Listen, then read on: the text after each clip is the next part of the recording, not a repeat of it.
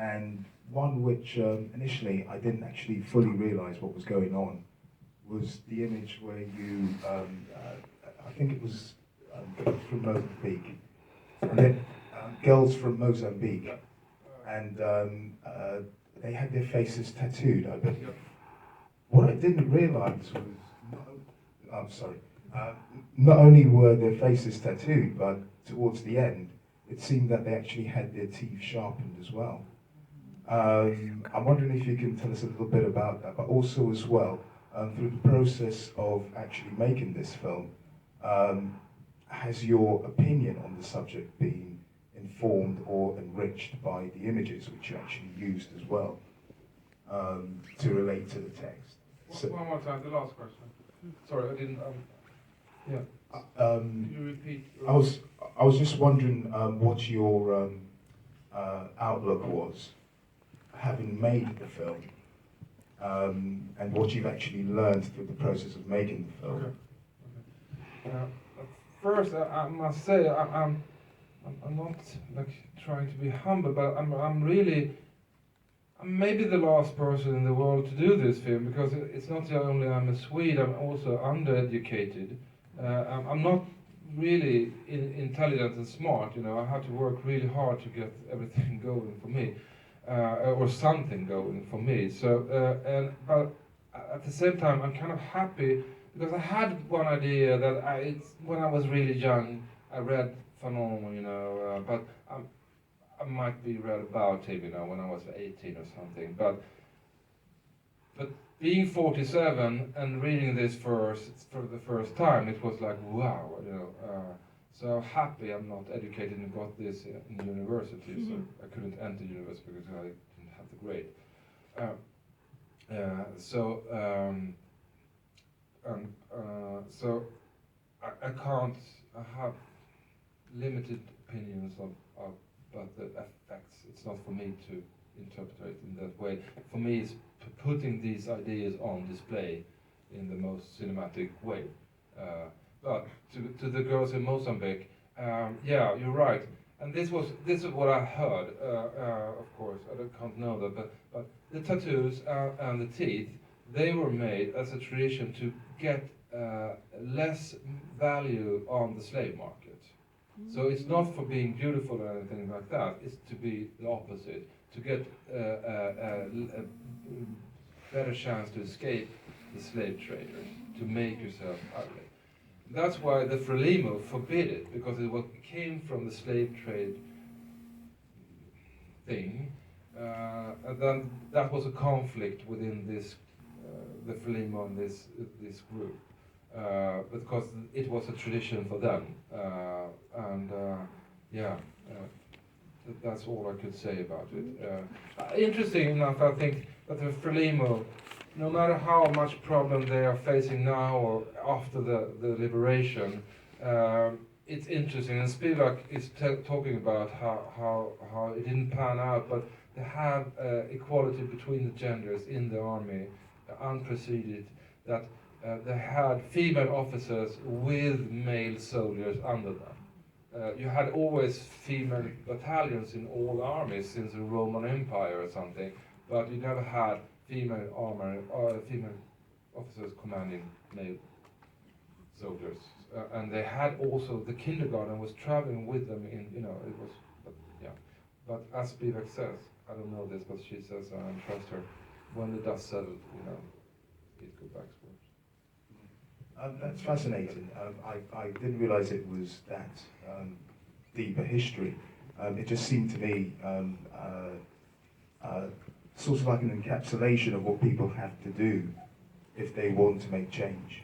You know, because there's always going to be a resistance. So it just struck up to me that I realised that the teeth were sharpened. I thought maybe they did that, you know, as a statement in that way, but it's fascinating that it goes that far back. I also think it connects to something else. Sorry, but when we're making films today, we don't have to explain everything because we have Wikipedia, we have everything. So if you see something you're interested in, it's so easy to look up. Because if you start to explain why this is here, where it's just information. You know, you want an experience. You want the experience. Who were there? It's not easy. It's not hard to find out more about it. And I think we have to adjust the way we make documentaries to the access of information for, you know, and you can do the math, you can go, you know, what was Frelimo, what it stands for, blah, blah, blah, blah, blah. It's so easy, it takes you a couple of seconds to check out Frelimo history. And you don't have to explain, Frelimo was founded by this intelligent man, and he was later killed by his, blah, blah, blah. You know, and you can just, so the only information we had is about Sankara, because I think it was so obvious that they killed him, you know, I have to say that, you know, because, yeah. So, but it takes you. Sorry, another question from the gentleman just behind you. Can I not use the microphone? Sorry. You can hear me, can't you? Yeah. Okay. Can I make a really positive comment about the form of the film? I really appreciated a film that didn't try to be entertaining, but was like a very absorbing lesson.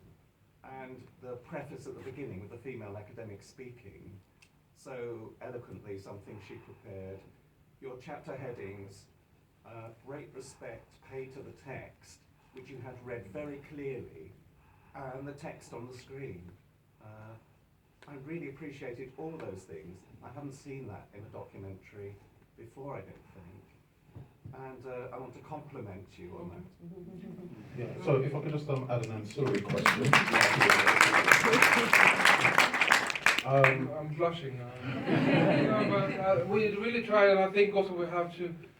I'm not dismissing any other. I love documentaries. You know, I would die to, you know. But often you see, like, people suffering, and then you should leave the theater, and we should all unite in something, and you know, and that's good. But we have a message. Put it out there, like a commercial, you know. And I'm influenced by Isaac Julian, by Derek Jarman, all those 80s great characters from, you know, when we had graphics and, you know, and John Ackram, those filmmakers. So, yeah, thank you. Yeah, just to follow on very, very briefly on the just sort of construction of film. In Black Power Mixtape, you also had 9 individual sections. This is something which you've mirrored in Concerning Violence. Why? You know, what you see is, as you said, because we only took the first chapter and the last chapter of this book, very important book. Of course, I think that's not for me to even touch upon, but I think, I guess that Black Skin, White Mark is a more important work, but for me, this is the work I could touch upon by Fanon. And I was like, who am I to make that bold decision to just use the first and the last chapter? And then I discovered that Penguin actually put out a series of great ideas from Platon to Marx, and they did the same. They did the same, I think. But I wanted to keep the book feeling, and since there is no narrative in the film, you have to create a fake narrative that the audience know, we are moving ahead. Oh, that was a short chapter, now we're moving ahead. It's kind of nice to know that you're not stuck in, you know, into the scenes. So that was a storytelling trait. We had no other story than that. And in the Black Power mix, it was also 9, and 9 is kind of a magic number, I guess. And that's why.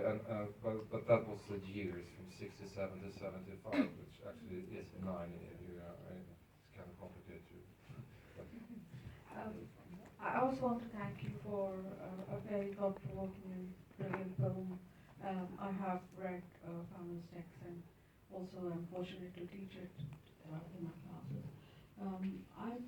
There was one particular chapter which I was a little bit intrigued by as to why you included it, what's your story. And that is of the interview with the person who has suffered torture. And the person says, there's in the early chapters, there's a man you use who had been interviewed. He's 5 years, he's been in prison, and he has suffered torture. And then what he says is that coming out of that, he is he was left indifferent. And I was very struck by that, because one would otherwise think that the experience of torture would lead one to a point where one would throw oneself, engage in a struggle. And what is the story of this person, and also why do you think it's important to include that part about? It's a great question. I haven't got that question except for myself before, because it's not obvious. But I think there's a tone in his voice which is so interesting, and I think it was a gem. You know, he found this. Who is this man? He was tortured, and he talked in this way, and I enjoy listening to him, and I think it's, you know, and also that you have to speak, because Fanon is talking about violence, creating violence, if you simplify, but also it creates something else, you know. Sometimes they win, sometimes they take people out, you know, and you know, it's not just, yeah, we're going to, you know, it's also that you have this brilliant mind. Obviously, he's a brilliant person, and you know, got everything in place, and 5 years in torture, he talks in this way and tries to enlighten. I think it's just fascinating the way he, and I've seen this in my previous film with Andra Davis and Anstokman. He really tries to explain for us, the audience, what it's like. You know, not making a big fuss, but yeah. So I think he's entitled to get some attention. It's just that. Yeah, and hey, I know he says he's indifferent, but saying that, you are not indifferent. You say, you might think I behave because of what I've been through. I'm indifferent, but I'm really not. I have some insights, you know, so I could say I could be looked upon as I'm indifferent, but I'm not. So that's why. Who was It's always easy to take the bold ones, you know. But he was, and he was a chemistry doctor in chemistry here in Britain, and he was like tortured. I mean, it's really. And then you see this Nazi by the pool, and you compare the arrogance and the brain behind the attitude, and you say this is really Nazi society that has this person tortured, this, you know, the Nazi by that. Can, I was going to ask a question. I echo the other compliments which other people have made, but also want to add to this the idea of making a film on a concept, you know, violence. I saw another film on Marx's Capital, and I thought that's a great kind of tradition or genre, you know, to take a concept and make a film, whether it's a documentary or otherwise. I was wondering about a practical thing, about financing of a project like this. What kind of an experience did you have in securing a finance for a project like this? Was it very difficult? And because that will tell other people who want to make films like this, you know, how easy or difficult it is.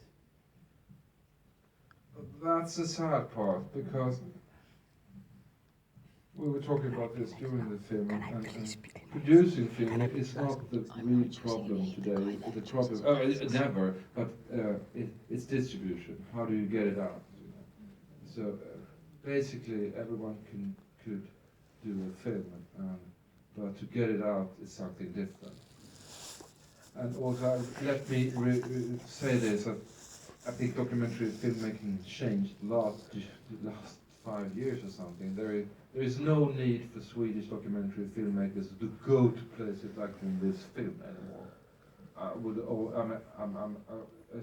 There should be a law against Swedish documentary filmmaking going abroad.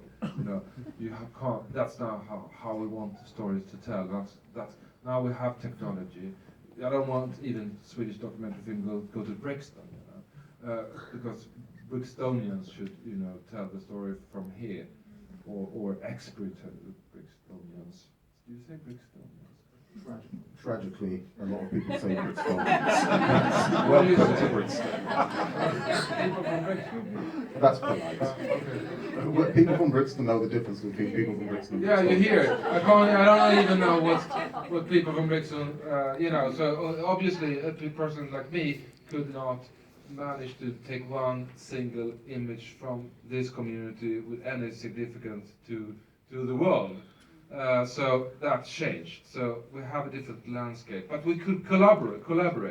Filmmakers from different communities. I couldn't go. You couldn't make a film about my family. I could that, but Having said that, so we are struggling. I didn't have to struggle for this film because my previous film was a big success to the people who put up money for it. So for me, it was no problem. And I was sure that this would be my last film because I didn't for one idea thought it would travel, but it did. So maybe the next time it will be easy as well. But the one after that might be super difficult. Right, we've got time for just I think 3 more questions. The gentleman wearing the cap. Okay. Thank you. It was a very insightful video. But I just want to know, at the beginning, it had the cows being shot. That was quite visually quite graphical image. And was there a reason in putting it at the beginning? And the fact that it's a white cow, and then which is usually associated with purity and innocence. And then you had the red coming out, the blood coming out of it, which is passionate and violent. So I was hoping you can give us an insight why you chose that, why you put that at the beginning. And the second part is regards at the end, which is a summary of the video, is basically moving away from this Eurocentric or Anglo-American way of thinking of the individuality and go back to what an African mentality, which is a communal base. In order to do that in the current world system, wouldn't you think that it would be a total revolution, total destruction of society? And is that what you're trying to, by this video, you're trying to put forward? I think to say something that I could ask, it's also a craftsmanship. How do you edit a film? And it's not just a scene when the cow gets shot. It's the helicopters, the soldiers, in the beer and so on, and it's a good start. And of course, if you see the cow being killed after you see a human being, I don't care about the cow, but it's like an image. So I think it worked in the beginning. It shouldn't have worked in the end. It was like really ridiculous. But also the cinematic, it's amazing. It's documentary, helicopter to helicopter shot. Those kind of technical thing, if you want to place into those decisions. I didn't really think about the cow as being white. I talked about Professor Spivak about the cow because in India a cow is different, blah blah blah. But it's to me it's more connecting to Apocalypse Now and the story. I mean, it says a lot about me, of course, but also you see the face of the person shooting it. It's a brilliant piece of filmmaking, if you want to. The second question about the individualism, maybe you could say something, because I was struck when this is a society whose key idea is in the individual. And I was like, yeah, because that's really how I was brought up, and everything, so be yourself. So I was struck by that. That's really true. This concept of everybody being, you should improve yourself, and you should, fulfill your own dreams all the time. Blah blah blah blah. I was struck by that. I have no answer. It's not for me to. No, it's not for me either to say. But I just thought that was a really interesting question. Possibly the futures envisioned in that text and by what you were prompted to say will be forced upon us, because I don't think many of us in this individualistic society will be electing to take such a path, but that's a whole other discussion. So the gentleman in the front. Can you tell us what effect you were trying to put across this by putting subtitles on? I mean, I can understand why you put the subtitles on for the text for front time, and maybe for when people speaking the native languages, but or people speaking English.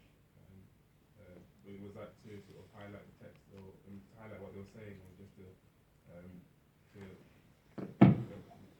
To be honest, I'm not really sure because it's different in different countries. That's up to the distributor. But I think I don't know exactly what scene you're referring